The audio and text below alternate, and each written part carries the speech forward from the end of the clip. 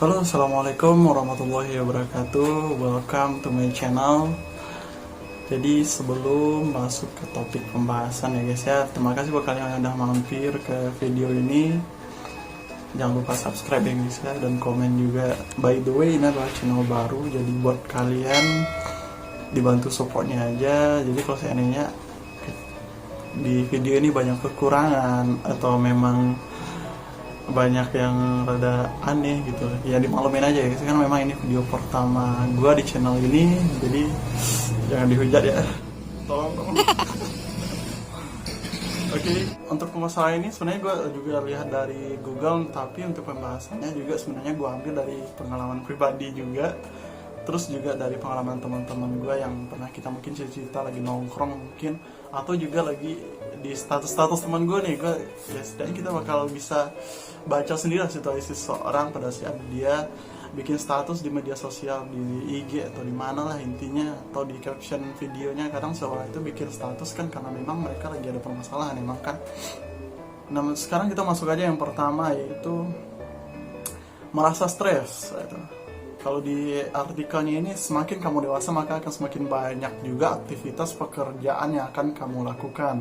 Bukan hanya itu, tanggung jawab dan beban hidup semakin besar akan membuatmu menjadi sedikit kelelahan secara fisik maupun mental. Saya demikian guys. Nah sebenarnya gimana ya, untuk merasa stres ini udah bakal kita rasain itu setelah beberapa bulan setelah tamat SMA deh biasanya, atau tamat SMK, sederajat lah. Padahal waktu kita sekolah nih, waktu puncaknya itu biasanya kelas 11 tuh, bosan sama metode belajar gitu, udah bertahun-tahun belajar sekolah, pergi pagi pulang petang gitu kan, yang gitu-gitu aja, yang monoton gak jelas kadang-kadang. Dan kita akhirnya pada mikir kan, gue pengen cepet lulus nih, pengen cepet-cepet uang, pengen kerja, bantu orang tua, pengen punya usaha sendiri nih segala macam bla bla bla. Intinya punya banyak, kayak pengen cepet banget gitu loh lulus karena malas belajar. Padahal sebenarnya lu nggak tahu sih gimana rasanya setelah lu tamat sekolah itu dan lu nggak tahu mau ngapain. Ini yang parah sih. Oke, buat mereka yang punya, buat mereka yang kalangan menengah atas yang nggak tahu memikirkan, ya mereka tinggal minta uang, orang tua ngasih ya gitu. Nah buat kita, kadang udah lulus kuliah nih tapi nggak ada biaya. Ada juga anak nih yang pengen kuliah tapi melihat orang tua, sebenarnya orang tua mah mereka bakalan tahu apapun buat anaknya, pastilah mereka bakal usahain. Tapi insting kita sebagai anak kadang mikir kayak gini loh, nggak mau usahain orang tua, kayak kita udah SMA udah merasa bisa banget lah, itulah intinya. Jadi pengennya kerja aja. Jadi dalam rasa pengen itu kita juga akhirnya merasa gini, akhirnya stres lagi nih, ada permasalahan baru lagi. Gue pengen kerja apaan coba, mana link gak ada, pengalaman belum ada, baru cuman punya ijazah SMA. Saat itu kita bakal melewati fase itu.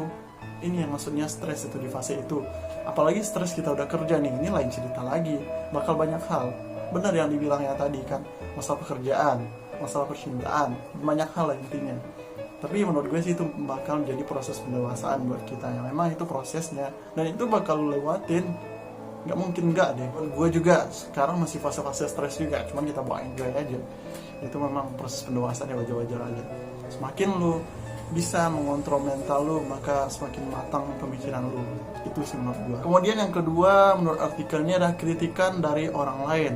Manusia merupakan makhluk sosial, selalu hidup dengan berdampingan. Sebagai makhluk sosial selalu dikelilingi berinteraksi dengan orang lain, berinteraksi dengan tetangga, anak tetangga. Aduh, ini mah komplikasi kalau masalah kritikan orang lain ini mah. Apalagi bagi kita yang punya media sosial.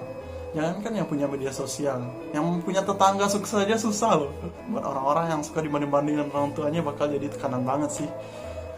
Bukannya kita nggak usaha kadang-kadang ya, tapi kadang emang belum jalannya aja. Kita udah usaha tapi belum dapat rezeki di sana. Tapi bicara orang lain, kita orang lain itu memang pedas emang. Apalagi kita tetangga, jadi omongan orang sekampung. Itu belum kerja loh, atau belum kuliah. Pas kita dapat kerja lain lagi nanti itu. Kita udah kerja 2-3 tahun tapi gitu-gitu aja bakal jadi omongan lagi. Dan itu bakal selalu jadi bohong. Jadi omongan, bahkan udah sukses pun bakal jadi omongan. Percaya deh, bakal jadi omongan. Emang susah, emang kalau sosial itu emang susah. Jadi kita harus terima memang. kita nggak bisa, kalau kata orang kita nggak bisa menutup mulut setiap orang.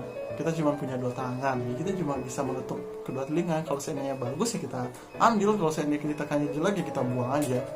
Emang sih kadang bakal bikin kita down juga sewaktu-waktu, tapi ya itu memang proses pendewasaan, ya wajar-wajar aja lah. Jadi ya siap-siap aja mental buat lu yang suka dibanding-bandingin orang tuanya dengan anak tetangga, atau tetangga yang suka nyinyir, lu siap-siap aja dah dengan fase-fase itu. Kemudian kita masuk yang ketiga, yaitu masalah keuangan. Kebutuhan dan gaya hidup semakin meningkat, terkadang membuat pengeluaran pun ikut meningkat. Oke, kita bahas dulu masalah keuangan. Masalah keuangan ini sebenarnya bukan masalah orang yang menuju dewasa aja. Sekarang anak SMP aja udah mikir masalah keuangan. Kadang-kadang lansia pun masih bakal, ini masalah keuangan ini nggak bakal habisnya kalau kita bahas. Apalagi di zaman sekarang, sukses seorang itu bakal selalu diukur dari uangnya. Biasanya sih itu kalau saya udah kaya raya itu udah sukses. Tapi emang sih nggak bisa dipungkiri, emang sih kalau misalnya kita punya keuangan yang bagus, ini loh, misalnya gue punya uang, gue bisa bantu orang, gue bisa bantu keluarga gue bisa bantu orang lain, gue bisa sedekah, ini segala macam. Ya syukur kita masih punya pemikiran kayak gitu. Ini kita bisa beli ini itu tanpa mikir, bisa pergi liburan, bla bla bla. Ini masalah keuangan. Yang jadi masalah lagi nanti itu buat kita nih, buat kita. Kenapa gue bilang kita? Karena gue juga gitu. Buat kita yang nggak bisa atau belum bisa atau nggak pernah bisa sih nggak mungkin. Maksudnya belum bisa nih mengontrol manajemen keuangannya.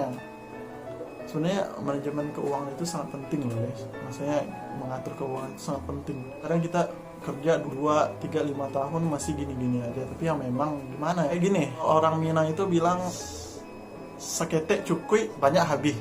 Nggak tahu juga sih benar atau nggak. Maksudnya kalau kita punya uang sedikit itu cukup-cukup aja, tapi kalaupun kita punya banyak itu pun habis gitu loh.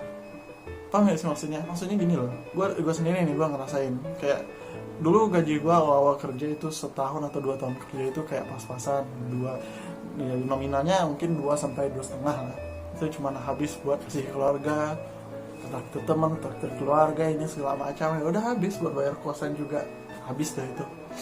Akhirnya nggak ada nabung.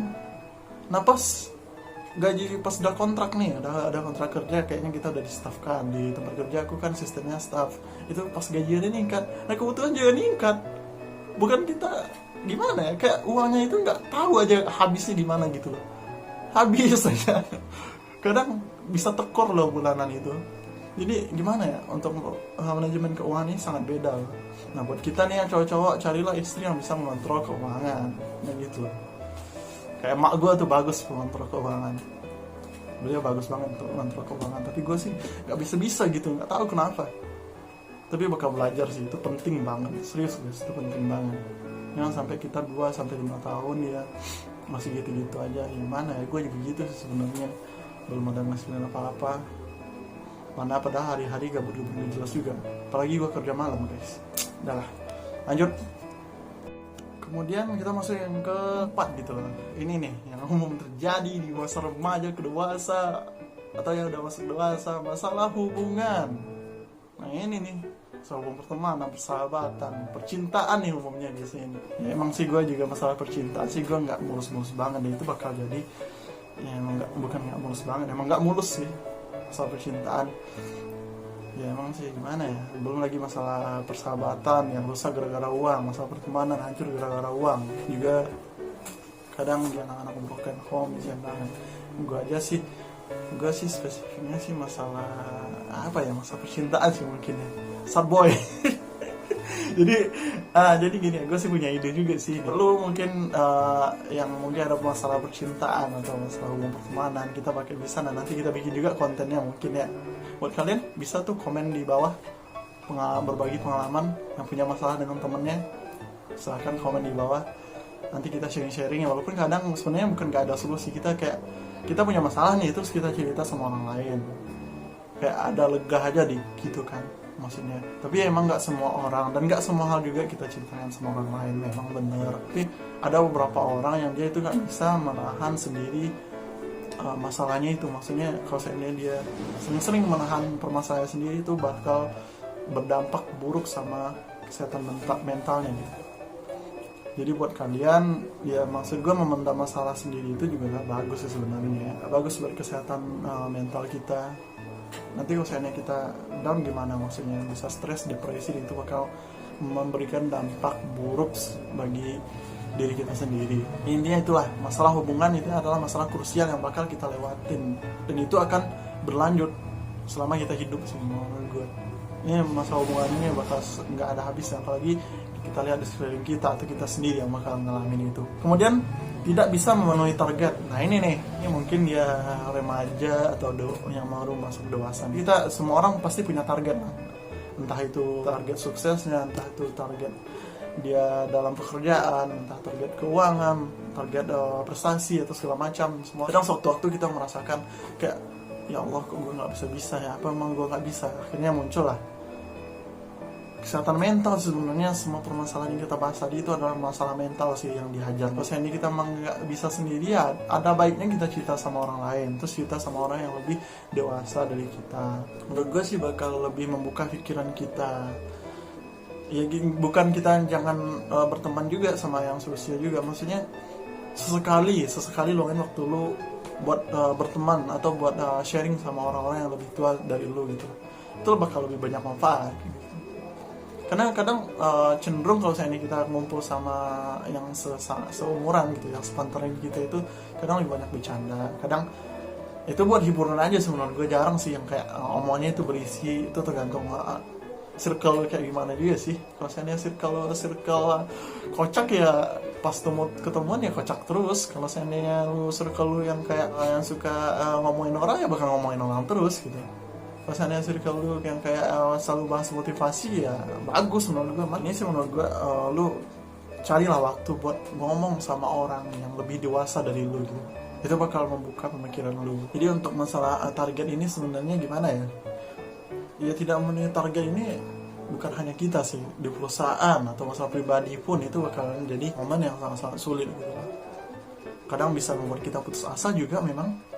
Akhirnya kita berhenti dari usaha yang sebenarnya kita udah mau nyampe nih.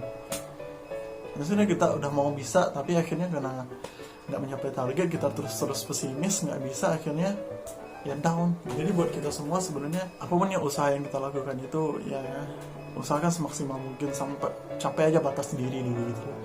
Gue juga gimana ya, gue juga lagi di masa-masa itu. Dari semua hal ini gue lagi di masa itu banget gitu loh. Entah itu masalah itu stres tadi, masalah keuangan, hubungan, target, belum lagi yang udah kepikiran buat nikah. Kita sebagai cowok harus punya planning ke depannya, harus punya perencanaan. Memang nggak semulus, memang nggak mulus gitu. Tapi kewajiban kita sebenarnya itu usaha, bukan mengeluh gitu loh. Kalau seandainya udah usaha nggak bisa juga, udah usaha berdoa, ya itu kita serahkan aja kepada Allah. Tugas kita ikhtiar, tawakal, doa. Seperti itu, harus tetap semangat untuk biar nggak monoton nih. Gue susah juga sih sebenarnya ngomong sendiri kayak gini. Buat kalian mungkin bisa di kolom komentar kita bahas, kayak kita interaksi, cuma nanti gue jawab di video aja gitu loh. Kita bakal bahas permasalahan-permasalahan, kita pecahkan misteri remaja ke dewasa ini biar kita lebih mulus lah intinya. Atau buat abang-abang yang udah dewasa terus nonton video ini tapi udah ngalamin, boleh di sharing di kolom komentar gimana tipsnya gitu.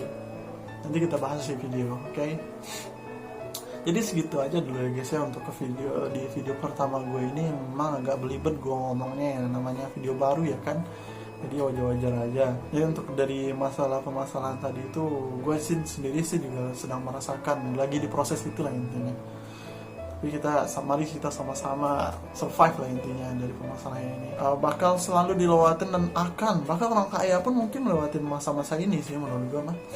Karena ini kalau seandainya kita menghindari masa ini nggak bisa juga, ini bakalan selalu datang. Dan itu adalah proses pendewasaan memang. Ini buat lu nggak usah depresi, nggak usah putus asa. Buat lu yang mau tamat tahun ini cepet-cepet tamat cepatnya. Buat teman-teman yang lagi nyari kerja, mudah-mudahan segera mendapat pekerjaan. Yang buat teman-teman yang udah kerja tetap semangat walaupun banyak tekanan. Buat teman-teman yang punya usaha, gue doain juga usahanya lancar gitu.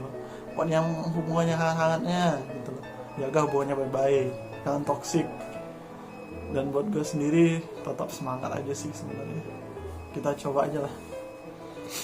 Jadi buat teman-teman nanti Nanti di channel ini sih gue bakal bikin konten random sih, mungkin video reaction juga, atau juga kita bakal discuss di baca-baca komentar yang bakal kita komentar yang bakal kita bahas di sini, maksudnya komentar yang pengen curhat gitu loh. Atau kirim ke email gue deh, gue bakal bahas, kita sharing-sharing di sini gitu. Gue sebenarnya bukan motivator ya, tapi kita pecahkan sama-sama maksudnya gitu ke apa masalahnya gitu. Emang nggak semua hal juga bisa bicarain ke orang, tapi setidaknya kalau ada yang mau supaya channel ini lebih hidup, maksudnya gue juga nggak bingung bikin konten, kita sama-sama aja gitu, karena kita bisa belajar banyak loh dari pengalaman orang lain, karena nggak tertutup kemungkinan juga kita bakal ada di posisi orang itu gitu. Jadi pas kita ketemu, karena kita udah tahu cara stepnya, ya kita nggak begitu kaget gitu, dan itu lebih stabil lah ya. Jadi buat kalian dibantu supportnya aja ya guys ya. Untuk video kali ini juga sih recordnya cuma pakai handphone doang. Jadi kalau seandainya banyak kekurangan ya dimaklumin aja ya guys ya. Nanti gue berusaha lebih baik lagi lah seiring perkembangan channel ini. Ya udahlah guys, kita isi kegabutan kita dengan membuat konten ya. Semoga bermanfaat buat kalian semua juga. Kita sharing-sharing. Untuk ke pembahasan kali ini, pokoknya di sini sih dari 5 hal tadi itu kayaknya sih lebih ke mental ya, proses mental. Tapi proses mental gimana kita nanti pas proses dewasa itu maksudnya lebih terkontrol, lebih sehat mentalnya itulah. Terima kasih udah nonton video ini, jangan lupa like, comment, dan share ke teman-teman lainnya. Terima kasih udah menonton. Assalamualaikum warahmatullahi wabarakatuh. Sampai ketemu lagi di konten berikutnya. Dah, bye bye.